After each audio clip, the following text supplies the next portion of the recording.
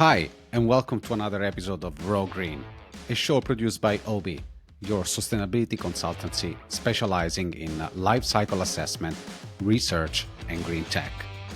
Check us out at oneobi.com or connect with us on socials.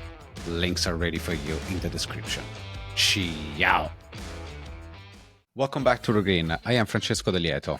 From the great UK Kingdom, our co-host Emma Mee from Green Angel Ventures. How are you, Emma? I'm good, Francesco. It's hot today, right? You must be used to this as an Italian, of course, but the rest of us are just looking slightly, shiny.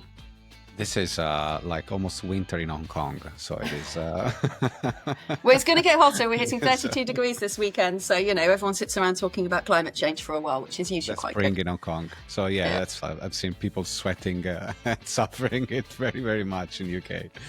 But yes, it is climate change. So today we have on Raw Green Professor Ed Craig, the CEO of Carbogenics, a University of Edinburgh spin-out behind Biochar, a biochar made from recycled waste with applications ranging from enhancing biogas production from anaerobic digestion to wastewater treatment. Ed, welcome to Raw Green. How are you today?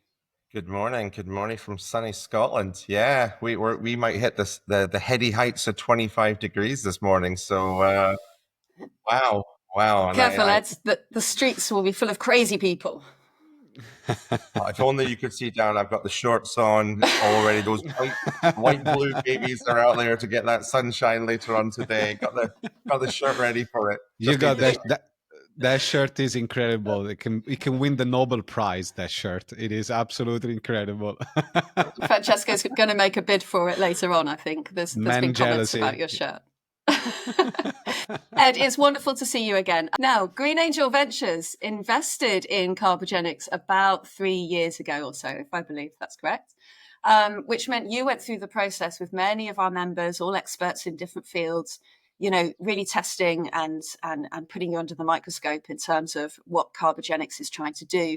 And it clearly came up smelling of roses at the time. So give us a little bit of an introduction. Carbogenics works with biochar. Tell us what biochar actually is. Okay.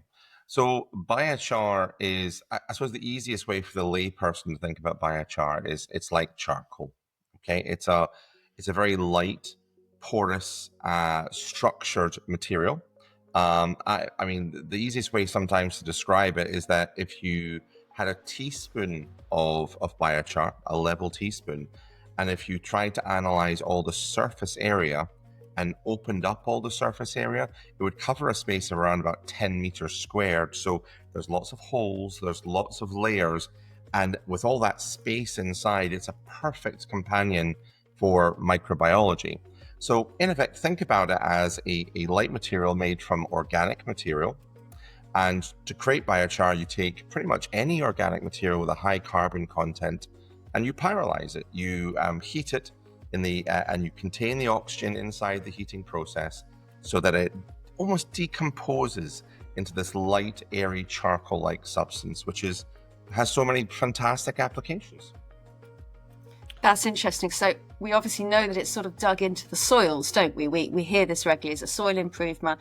I mean, is there anything else that sort of that it has as a quality that you work with? So yes, I mean that's the purpose of Carbogenics. So, and we are the only one that applies our biochar in this particular way. So, number one, it's used for soil amendments for improving poor soils. Secondly, it's fantastic for carbon sequestration. So, 85% of all carbon sequestration globally is from biochar. So you hear lots of noise about DAC and lots of noise about other. But it's biochar that's doing the business. Yeah. So biochar 85%. 85%. That's a big number. And another stat which depresses me more is that in the BEC space, the carbon capture investment space, only 1% of the investment goes into biochar-based businesses, despite that stat. So we really need to get more investment into biochar because biochar is the business. So number one, soil amendment, soil improvement. Number two, carbon sequestration. And then there's a few others that are up and coming. Thirdly, use in construction. We're looking for ways that we can displace cement as a hugely, horribly polluting substance. Biochar is increasingly being included in projects to not just sequester carbon, but also to improve the breathability ability because of the nature of the biochar. So that's another way. Fourthly, you can look at biochar because of its porous and its ability to absorb materials. It could be used for water purification, for land remediation as well, and it's used for that aspect too. And in Africa and increasingly in America, it's being used as a replacement for coking coal for the production of steel. So using biochar and its carbon for that, so that lowers the carbon impact. So those are from very popular uses down to less common uses. And at the very, very end of that is how we use our biochar, which we call Creechar. And we use our biochar and we add it into an anaerobic digester, which is a biogas reactor. And the biochar stabilizes the biology and helps that reactor to create more biogas and lessens the need for chemical additives. So we lower the costs of our customer and we increase their profits through production. So, Ed, since you mentioned it, I'm curious to know why did you choose to focus on that particular, say, potential usage of biochar? Indeed. So the founders of Carbogenics were fascinated with the biogas industry. Why?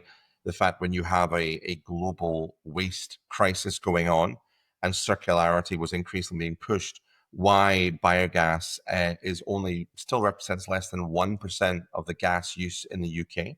It's higher in Europe at 7%, and it is growing quite quickly. So why is that? So when you are creating all this organic waste, why are we just simply throwing it into the rivers and the seas and the land? Why aren't we utilizing that? And there was a particular gentleman called Jan Mum, who was the founder of Carbogenics, and he was working within the Biochar Research Center. So they were looking at different options and ideas, and it came from that interaction coming forward. And it seemed like a really good opportunity at the time to take that forward. So that's how it actually started. But when we started to get interesting traction through the lab research and then put it into industrial applications, that's when it started to get very, very exciting. At which stage so the anaerobic digestion is mainly structured of four main parts, main stages, the production of biogas. Do you start from the beginning, phase one, when you put the feedstock material? Is it during? Is it at the end? And more importantly, if I own a anaerobic digester and I call you and say, Professor Ed, I need some Creechar, do I need to do any changes to my digester, or is it like plug and play? You put it in immediately? Right, a few questions there. So our bioadditive, the Creechar, goes in with the feedstock being entered into the digester. So it's put in and it's a daily entry of product. So say your average customer would use 50 tons of our product over a whole year. So they're looking to use 3 or 4 tons per month. And that usually means like 20, 40, 50 kilo bags per day are being entered. Now, the amount that we're putting in depends on the size of the digester. It depends on the specific needs of the digester and also the makeup of the organic waste that is contained within the digester as well. So there's some conversations that need to happen. Mm-hmm. Sometimes you can front load the activity as well. If the digester had been working on a particular regime, perhaps we're using particular chemicals or we're having particular challenges. So there's a conversation that goes on for a period of time to make sure that not only we get it right at the start, but also it's data driven, Francesco. So we're constantly monitoring the performance of the digester and the performance of the char, not just simply when we start entering it, but also the previous 12 months activity and also the activity all the way through from that perspective. That's a very long-term project commitment that you have to do. It is very long. Working within this industry, the first question we get back is we need a trial. And by that in the industry, it's usually we need a discounted or a free trial. And when you're just trying to start off, that's really challenging. But we have completed 7 full-scale industrial paid trials And yes, we do often give that at a discounted rate for our product and give us a chance to demonstrate the value to the customer, then to convert those into sales. So, and usually those trials have to last a minimum of 6 months to see the trends and allow the char some time to operate and allow other chemicals to wash out the system as well.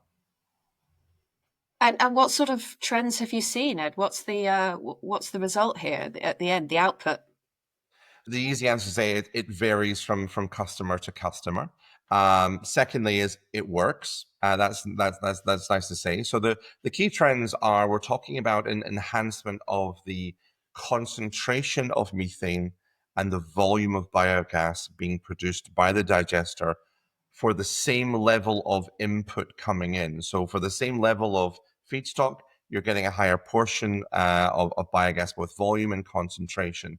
And So by quantity concentration, and quality, both. indeed. So Oh, as wow. we were discussing before, Francisco, there are two main gases that come out from the process. Yeah. There's CO2 and there's methane. It's the methane, which is the biogas.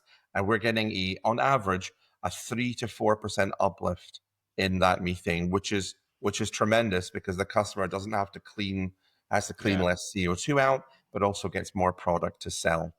Our best trial, which has turned into a customer, had a 23% uplift of biogas, which is just crazy levels of So almost on par. That's a pretty big number, Ed. That massive number. means you're almost on par with fossil gas. The calorific power of biogas is, was it 50-60% methane, Yep, while fossil is 80-90% methane. You indeed. on par with that. Well, it is for that example. Yes, it's been hard to replicate, Francesco. So I wouldn't want to say listening. That's what you'll get. I mean, we're usually looking at 5 to 10%, which is fantastic. And if you blend that in with the other benefits of higher concentration, a lower need, Emma, for putting in things like ferric acid in to try to deal with the hydrogen sulfide or the ammonia issues within it as well. So there's other benefits as well that we can provide. And when you combine them all together, what we find is our customers are getting anything from a 2.5 to 5x return on their investment. So if they're giving us £50,000, they're making anywhere from 150 to 250,000 pounds of savings. But we need that 6-month trial, or ideally even a 12-month trial healthy. to show that result. No, it's very healthy. The ones that are buying are very, very happy with that process. So Amazing. Wonderful. So just to wrap this explanation up, what's the feedstock that goes in the process at the other end, at the beginning when you make your creature? So we spent a good 4 years investigating pretty much every single type of feedstock you could think of. So we were looking for stranded secondary biomass. We were looking at those really annoying sources that were simply discarded. So paper sludge and dust from the paper industry that you don't even know was a product, but has very nice high carbon levels and can be focused. Or our current factory sits very close to Quaker oats. And of course, we love our porridge here in Scotland. So we've got the oats for the porridge. You blast the oats to create oat milk. But the little kernel caps on top of them, they often get discarded or fed to pigs. So using them as a very, very rich source for our product as well. And we've been working in the labs to blend different paper sources, different agrarian waste and food waste together to create the perfect char, to be heated to the right temperature for the right time, and to be milled to the right size to create the ideal product to create this activity. And if you get that wrong, then it doesn't work, or it doesn't work anywhere near as well. Is that an energy intensive process? Well, it could be, but we minimize that. Very good So question. the Yeah. pyrolysis process, we've been looking, and pyrolysis is a relatively new industry, heating in the absence of oxygen.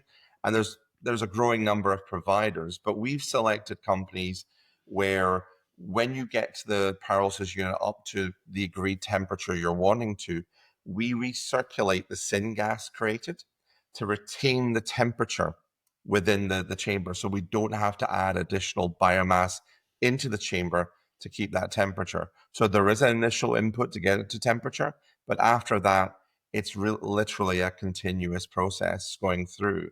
So if we can minimize the transport, getting to from the feedstock, so basing our factory close to where the feedstock is, that's a key issue as well. And if we can minimize the energy usage in preparing that feedstock into the pyrolysis chamber, then no, it's not terribly energy intensive at all. Ed, what I am very curious to know, it connects with what Emma says. What are the broader environmental returns here? Let's say on the overall cycle, biochar, it is a carbon sequestrator, okay, and we know that. Yeah. What is the alternative here? If we're not doing anything, we're not collecting that waste materials, we're not converting into biochar, which does not get added into the digester. What kind of quantification of environmental returns can you give us? Sure. Yeah. So we've had full life cycle analysis conducted Nice. both I by like Zero that. Waste Scotland, and also we were part of a pan-European panel specifically looking at carbon capture technology.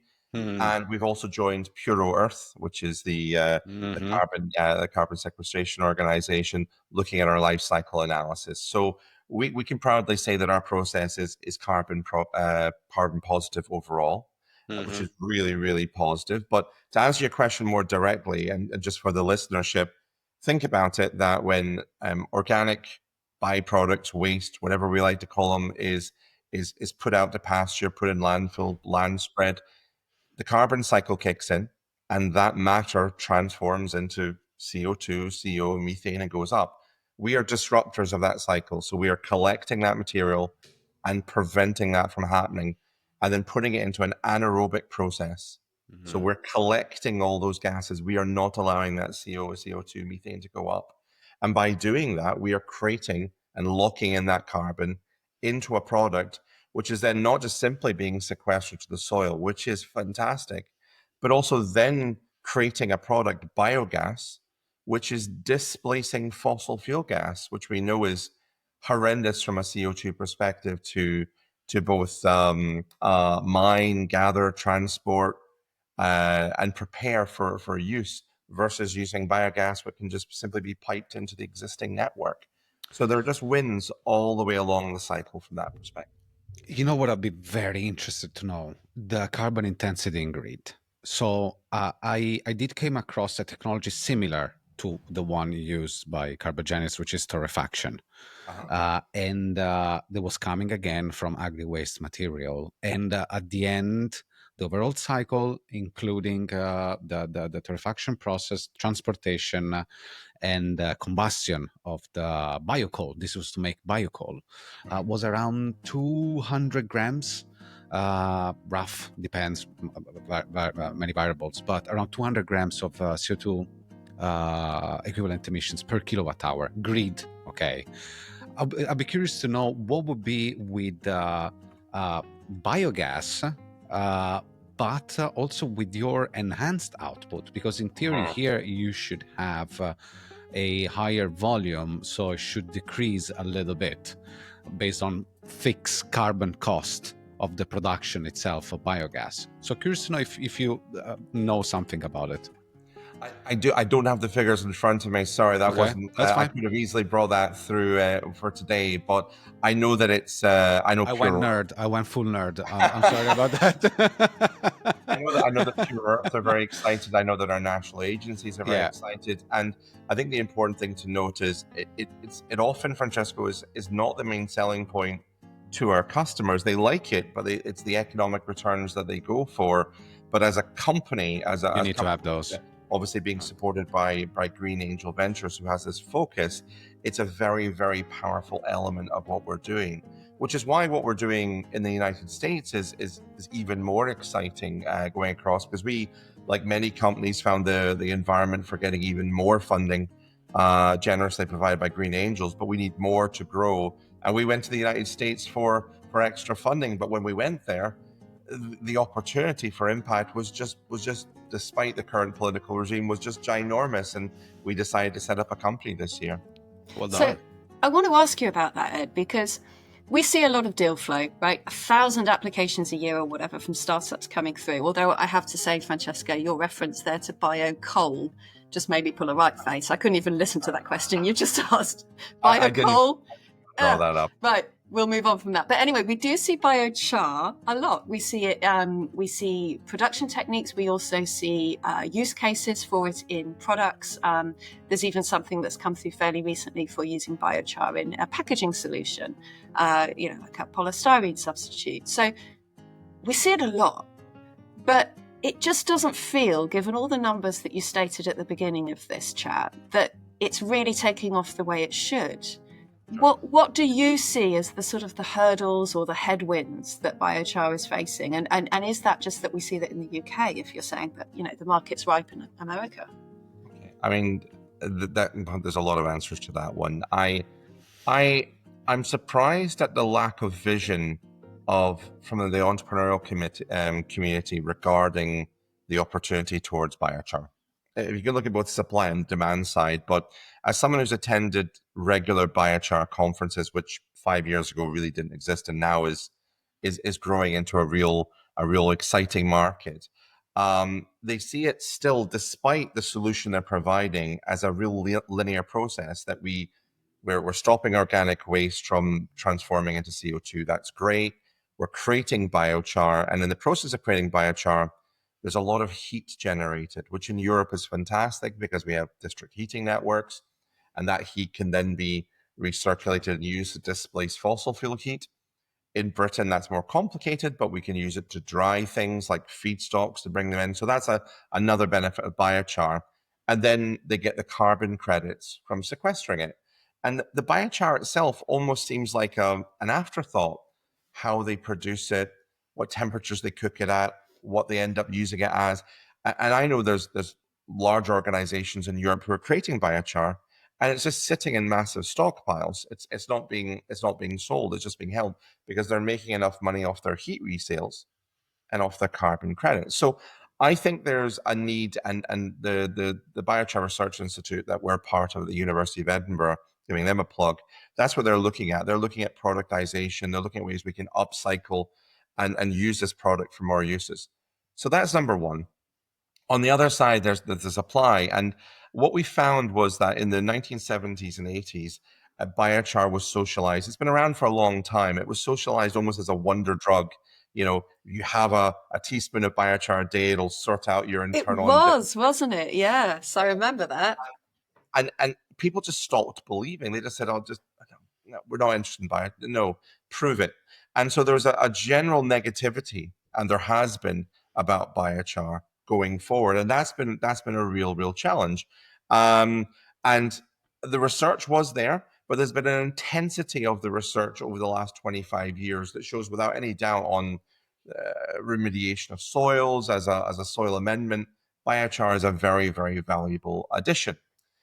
But now finally, over the last 2-3 years, there's a very recent thing. What we're finding is that people are saying, well, there must be more. We have this absorptive ability, this porosity, these spaces. There's so much more biochar can deliver. Let's try to look at it and get organized. I'm glad to say the industry is getting there, but they had to overcome this poor reputation, and I think, frankly, a bit of a lack of imagination by, and that's not a popular opinion, but it is one I have voiced openly in the European conferences, that we really need to stop focusing on this linear. We cook it, we make it, we put it to the soil.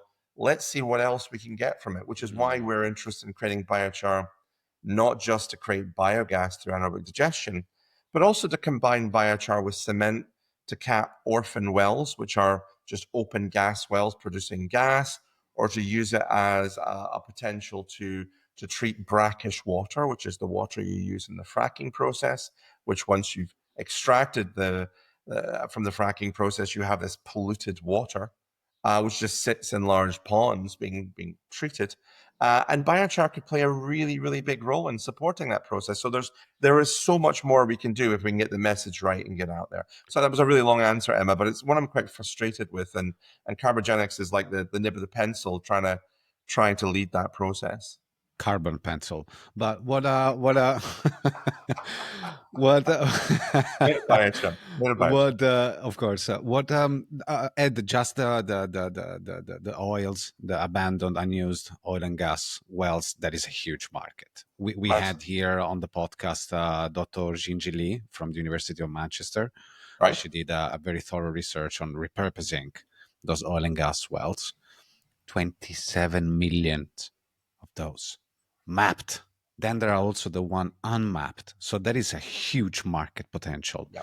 that can be untapped. Not to mention the water management part, the water purification part of it. So that is really a huge potential market for biochar, which I'm very happy to see, because I mean it's been quite some times that we've been discussing about biochar and its wondrous potentials left and right, from carbon sequestrator to soil amendments. Been decades. What I wanted to ask you, it is, can you give us two kind of case studies? I want to know, like the one where you early mentioned the 20 something percent increase in quality, but I also want to know one that went completely to shit. That was a disaster. Okay. If there are any, this might be not, but uh, it'd be good to know both. Right. Okay. I'm very happy to. This has been a really challenge. I mean, I think any business starting and getting in knows that they haven't got a real business until they make full contact with their client or their business community, and often it is full contact. So um, our first and longest running client is based in Scotland. They had two full trials with us, and now they've been a client with us for over 15 months. And I think the fact that he has a real intuitive feel for he owns one and operates another full anaerobic digestion unit in Scotland for the type of feedstocks that are being fed in. He has excellent control and monitoring of the information flow within what is quite a complex. I mean, it's called a cow's stomach, an anaerobic digester, but it's quite a complex set of circumstances that can take you down, and he's able to react to those and also train the staff to support that. So we were able to tinker with him over a 15-month period to find the right type of biochar blend to give to him, the right volumes to do to him, and to the extent he's been able to minimize his use of ferric acid in his plant by reducing it by up to 75%, which is a huge saving. And ferric is put in specifically to remove hydrogen chloride, for example, acid, in effect, which burns the mixers inside. So you don't want that happening. But it also means that he can now buy cheaper feedstocks like chicken manure, for example. We have a lot of chickens everywhere in the world, and it's growing. But unfortunately, it produces hydrogen sulfide as a result inside the digester. So you need something to deal with that, and ferric acid is a chemical, but our biochar consumes it and absorbs it. So it's also a valuable one. That's very interesting. I never you really can is, tailor yeah. from the beginning, from your procurement strategy in theory, knowing how to manage it during the anaerobic digestion phase. It's like machine learning. Every person we work with, we get digestion learning. Yeah. Well, we're taking on an AI graduate sort of probably in Q3, Q4, specifically to try to look at all the raw data that we're collecting and trying to make even more sense of that data so that we can tailor a product to an even higher degree, because they are complex beasts. So that one's worked incredibly well. But listen, let's just throw a few examples. The biogas industry from a business is really complicated. So you have people who invest in it, people who own it, and then people who operate it, and then people who consult on it. And rarely have I found that they all agree. So you might do an agreement with one, the operator, and then they go up to the owner and the owner says no. So that's number one. Secondly, mechanically, constantly there are things failing, whether it be a hole in the roof allowing the methane or the CO2 to escape, or whether we've had whole mixers, and these are massive bits of machinery inside the tank that allows the digestate to mix around, literally just falling off and ripping a hole in the digester, and elements that. We've had a lightning strike before, which wasn't very It's pleasant, pure luck. which obviously caused a bit of a traumatic outcome. And then you just had gross incompetence. People who simply don't know what they're doing, aren't following any particular schedules, aren't monitoring any data. And there is a portion of people who are doing this as a hobby. They see it as not a biological thing, a digester, but a piece of engineering, which will just manage itself. And that's made it really complicated that when you're taking a risk and having a 6-9 month strategy, which is, not making you money, and trying to get that raw data to show, and you find the person, well, just didn't bother to collect the data because they were busy with the cows or doing something else. And you're going like, right, so Why? we Yeah. don't know then. That is really frustrating. So we're having to be much more selective about who we get to come on board as well. And of course, the results for those ones are much, much poorer. We did talk quite a lot about the anaerobic digestion. I would like, if it is okay for you, Ed, to talk a little bit more about the properties of biochar or char as well in wastewater streams. So there are applications that help. If I remember right, biochar or active carbon, it is used in reverse osmosis, if I remember well. So the wastewater industry is our second big target market. So Creechar is focused on the biogas market, the anaerobic digestion market, which is growing quite strongly. Wastewater industry is our second target market for a couple of reasons. Number one is they own a lot of anaerobic digesters. They treat their sewage sludge often through anaerobic digestion. And secondly, they create a lot of problem wastes. Yeah. And there's one in particular called screening waste. And it's called screening waste because it is screened out. And it's the things that shouldn't be flushed down a toilet, but are. And many parts of the UK, if the wastewater sites are of a size, it simply just gets pumped into the sea. Yeah, it doesn't get screened off at all. It just Got it. gets put straight out for all us wild swimmers out there to have some Enjoy fun. it. Yeah. So to It's good for enjoy. the skin, I heard. That's, Yeah. yeah, let's yeah. Hail to all you wild swimmers out there. It's going to be dry for the next 4 or 5 days. So what Yeah. we've been doing at Carbogenics is we've been working with Scottish Water, and we've been collecting their screening waste, and sorting that screening waste has been a joy for my staff. They love me even more for going in their HAS suits than getting that job done. So big call out to those guys for doing that over a number of days. And Oh, what we bless them. found, that's what I signed up. That's what I went to Part of university. the perks. Yeah. It's the name of Absolutely. science. Yeah. Nailed that one down. But what we found is it's a huge problem because people like Scottish Water, they're creating, and they're only one of 9 or 10 in the UK, but they're creating tens of thousands of tons of this screening waste, which has to be disposed of in landfill sites. It has to be transported there, which is pretty horrible as well. And then it has to be disposed of as well. So you got all the travel costs. So we're taking that screening waste and we're trialing it to test it into a different type of biochar, which we call philochar.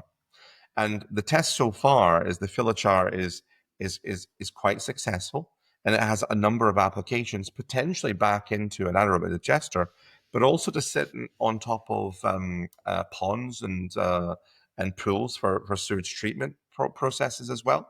So we're looking at a way of creating money for the wastewater industry, as well as saving them costs at the same time. But your general question on wastewater is uh, there's a lot of polluted substances out there.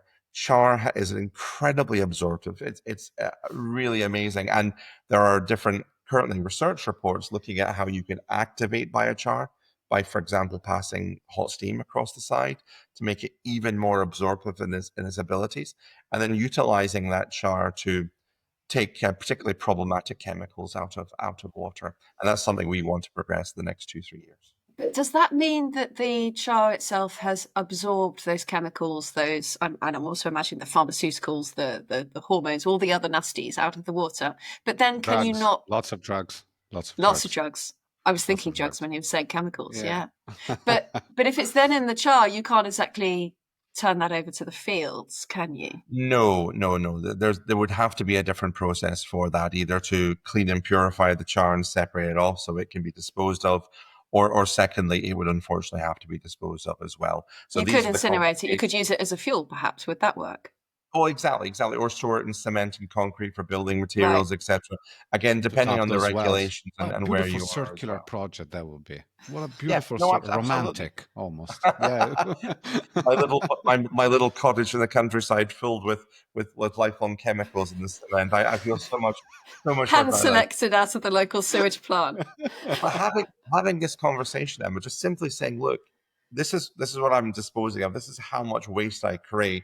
Where does it go? I love asking people, I mean, where do you think your waste goes? I And yet, know. besides the moan about our recycling now goes to England from Scotland or gets put in a landfill site in Kenya, most people have no idea where their shit goes. They have no No. idea at all, and they don't give a shit. It Uh, goes, and that's fine as long as I don't see it. And I'm sitting in front of a beautiful field here. I'm lucky enough my family owns a small farm. And halfway down on the right hand side, a pipe has basically broken and there is raw sewage coming out into the field. I, Right. And I've not been able to have livestock on my field for about 12 months because there's a dispute with the 12 houses behind me about who has ownership of that. And meanwhile, the sewage is there. And I tell you what, it's a relevant conversation for them. They're now knowing where their sewage is going because it needs to be fixed and it's going to cost them money. But most people don't care as long as it's dealt with. And we need to have this conversation and say, what's in it? How can we make it as useful as possible? And can we create a second and third life for this product? Are you sure you weren't just trying to bring your scientific experiments closer to home, Ed? No, I just have to keep the dog away from it. It's big enough home with the foxes Oh, and the badgers. don't. Yeah, no, it's it's a little too close to home even for Naughty me. dog. Dirty dog, bad biscuit. Yeah, no. Wow, that is that's the porosity, right, of the biochar Yeah, that it is able to capture indeed, that. Well, look, indeed. I mean, you can read on the news every day the problems of the water quality, especially wastewater treatment, effluent. Sorry, in the UK, so just in the UK. So that is another very very interesting market. Are you collecting field data already? Collecting field data on. On the effects that the biochar is having, and I'm also interested to know in contaminants removal. Okay. Okay. So what we did with our glorious investors was to say, can you please stop doing as much research as you're doing and focus on getting our main product to market going forward? So one of Uh-huh. the things I did coming in as CEO was to say to our fantastic science team was, okay, you need to sort of move this way and try to perfect the creature product because we are just a small team of 10 Okay, and we love creating new products and talking about different options. But the fact I is, there can are so many imagine. businesses, all they're doing is R&D and data collection. And we've already looked at about like 40, 50 different types of feedstock just for creature that, at different temperature ranges, different blends. And there are grants out there that can support that activity forever, but it's not actually having an impact. So currently we're really laser focused on the business development side of our main product, and we've got all these exciting opportunities waiting for us. But once we start generating more revenue on that, we will return to it as quickly as we can. So if there's any staff listening, stop those other research, get back to working on creature. Fair enough. Fair enough. However, though, I've heard about this curiosity, which I maybe you can help us debunk, which is that the biochar used in feed or bedding can boost animal. Why are you laughing? Can boost the animal weight gain. Is it just, let's say, gossip, or there is some truth? Well, I'd heard this as well, and I'll tell you a funny story because it's very live for me. I'm spending quite a lot of time in the United States right now, and I was in rural Pennsylvania about 3 months ago, and I was way out in the sticks looking at some pyrolysis equipment, and they were creating a range of different types of biochar for different agrarian and soil amendment uses. But little did I know that they were into other experimentation as well, and they had both cattle farm and chicken farm, and often within the digestion process, the biochar is retained within the digestate that's retained after the gas has been removed. And sometimes this digestate is returned to the field, but sometimes it's used for bedding for animals. And what they've been finding is that their chickens had been enjoying the char and chewing up a bit of the char and spitting it out and swallowing it, etc. And the owner, I was saying, I need to show you something. I need to show you something. And he showed me the sizes of the chicken that had been eating the biochar, and said, look, we're finding that they're more vibrant, they're larger, they're more energetic. And I was like, yeah, right. He says, no, come and look at these ones that haven't been using biochar. He says, don't they look slower? And I went, yeah, they look much slower to me. I mean, how slow? But then he said, look, we're working with the University of Pennsylvania. We're working with these people because we believe the biochar is having a really healthy impact on these chickens. And if we can't, even if it can make a 2, 3, 4% difference in their size or vibrancy, the impact in the market would be absolutely ginormous. So watch this space.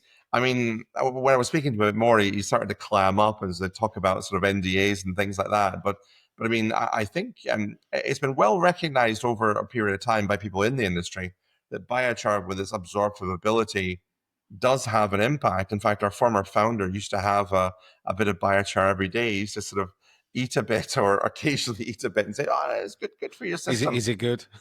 I've never had it myself. I think there's a few stages I'd want to go through before I start consuming it. But no, that's what my husband says when he burns the barbecue. He says it's good for you. Does he have a wee nibble at the end? Does he go, yeah. It's all that black carbon nasty stuff. Yeah, apparently. Or it's left on the burgers after tasty. Yeah, literally scratch it off. So it makes, at a higher level, it makes a lot of sense, but we need to be data informed and we need to be science proven. So, but they're going through the process of looking at that, and boy, would that be lucrative. And again, if from a fractional perspective, if we can use this natural substance to enhance the vibrancy and health of chickens, does that mean we have to keep less chickens and less cows, etc., because they are growing more effectively, or does that mean further growth? I mean, I think we have to always think about the planetary aspects of how we're balancing our impact here, and it could just be another commercial option, or is it something we can use to get us more in balance with our natural environment? No, free range chicken have that problem, right? That it takes longer for them to reach the weight. So that could be a massive help, and this is something I would like to debunk, that is not always the best environmental option. Free range chicken, undoubtedly good for the animal welfare, 100%.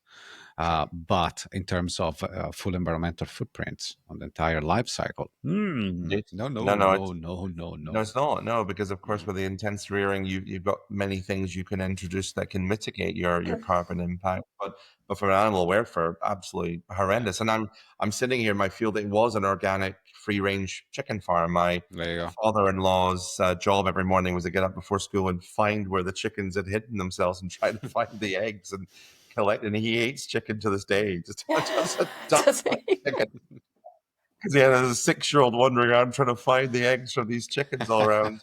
And then a large battery farm, opened up along the road, and that was the end of that. So the end of the chicken farm. So fantastic. Oh, the irony that you're spending time in chicken farms now. That's great. Yeah. It is. Well, look, Ed, I do have one question, which is extremely number and data related. Okay. Why is it pronounced Edinburgh and not Edinburgh? I think Where do you see the A here? What's going on? Why? So Edinburgh is we do it as a test to make sure that you are good enough. You're legit. And visit our town, and if you get it wrong too many times, then your tourism tax goes up. So way to make sure the intelligence of the community coming can respect our environment. So it's quite important. We shouldn't be telling people this, but that's what we do. If you say it wrong too many times, you get you're out. Going across the States, I mean, Scotland, there's been quite a few influencers visiting Scotland recently, and particularly America. And are we talking about one in particular? Well, let's not go there. But I mean, Okay. yeah, but we've had a lot coming across, and the amount of interest people coming and visiting here has been absolutely amazing. And of course, they then say, "Oh yeah, Edinburgh and Glasgow," and I'm like, "Okay, right." All right. Do I say anything? Or do I go smile and wave? Smile and wave. It's the price of Yeah. progress. All right, are you ready to do my 3 quick-fire questions? Okay, I didn't know about this. This is exciting. Okay. I know. Any- We're stringing you up. My We favorite just want color? Or... short, succinct answers. Thank Okay. you. Noted. Okay. If you had to pick one single game-changing benefit of Creechar or Biochar in just 3 words, what would it be? More stability and biogas. The and was an 4 words. ampersand. Professor. What's the biggest myth about biochar you'd like to bust right now? That it doesn't work. It doesn't work. I mean, it works. It works. It helps soil health. It lowers the amount of chemicals you have to put in your field because it gets stored within it, and it does stabilize and enhance biogas within anaerobic digestion. And there are so many other options, and there are so many people that have been taught that it's snake oil, and it takes a lot of time. I mean, the agricultural community is very slow to change, and that's where our product, our market is. So it takes time to and champions to make that change. So yeah, it works. Amazing. And so, in one sentence, where do you see Carbogenics in 2030? Right. I see us nearing towards an exit. I see us with a large factory both in Scotland and in the United States. And ideally, in 2030, I would love to use burnt forests, devastated biomass, especially in the United States, to transform that into biochar to deal with, because the quantity of this is substantial, to deal with really huge issues like blocking these orphan gas wells that are just open and dealing with brackish water that's been polluted by use within fracking. And if we can take that total negative of burnt forest ecosystems, 7 million acres a year in the United States alone, and that's the size of New Jersey being burned from forest fires because of climate change. And if we can take that resource, which is just spewing carbon after they've died into the atmosphere, and turn it into a product that can deal with other environmental challenges, that's where I want Carbogenics to be, right in the heart of that. And we're getting there.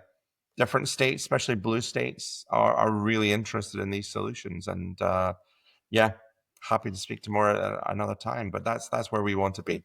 There is a powerful irony into what you just said, that you use a product that it is a product of climate change to fix a product that created climate change.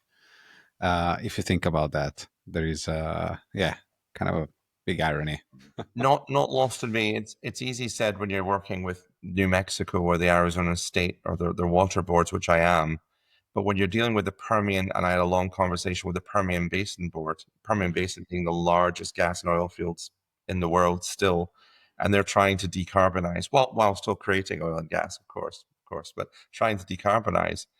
And they thought this idea was wonderful. But of course, did they get the irony of it? I don't think so. But it's something to build. At least they're trying to move in the right direction. So yeah. So that's where we see ourselves, and hopefully, as biogas continues to thrive and grow and displace fossil fuel gas, and Europe hopes it'll be up to 50% of the gas usage will be biogas by 2050. If we add another 10% by using biocarbon, then I mean, we've got that 50 to 55%, and that's a massive impact. It's a massive impact. It is. Emma, is there something else you wanted to add to us to add? I'm just looking forward to following your progress through this, Ed, because there's a lot to navigate. We're wishing you the best with your ongoing fundraising rounds and supporting you where we can there as well. And it's really interesting to hear about all these new potential use cases and potential new markets that are opening up as well, because I agree with you. I think biochar has had not a bad rep, but it's not been given the love and support that it's needed, and as has so many other elements of climate technologies. But this is a simple one, and I like simple solutions. They they feel right. I agree. We just need to get it really going and really scaled. It's all about scale now. Yeah. Well, thank you to you and also Green Angels. I mean, you were our first big investors to come in and support us, and it's not been the easiest of environments as you guys have been growing and we've been growing, etc. But you've been really flexible in working with our American investors coming in and providing them with a home and a funnel for that funding too. And I think that shows real flexibility from that perspective, and a nice lesson for other people listening to this as far as working with an investor that can actually look at different scenarios, and all these investors have different ways of working, and Gav have been the rock in the middle that's allowed that flexibility to happen and to grow, and hopefully that'll give us real opportunities towards finishing our current live round, but then going on to our Series A in about 18 months time, where we can really start to make significant progress. That's coming. Thank you. Well, thank you very much for being on Raw Green with us today. I do really look forward to chat with you again, learn your progress, and see you in your shirt again. I might even have a better shirt next time, so you never know. You got to raise the bar. Thank you, Ed. I'll talk to you soon. Thanks, Ed. Bye. Cheers. Thanks for listening to this episode of Raw Green. If you made it this far, you probably enjoyed it. So don't forget to hit subscribe and follow our podcast. It's an awesome way to support our community. At Obi, we're all about research, life cycle assessment, and the green tech innovation. Stay in touch through our socials or visit our website. Links are ready for you in the description. Catch you in the next episode. Ciao!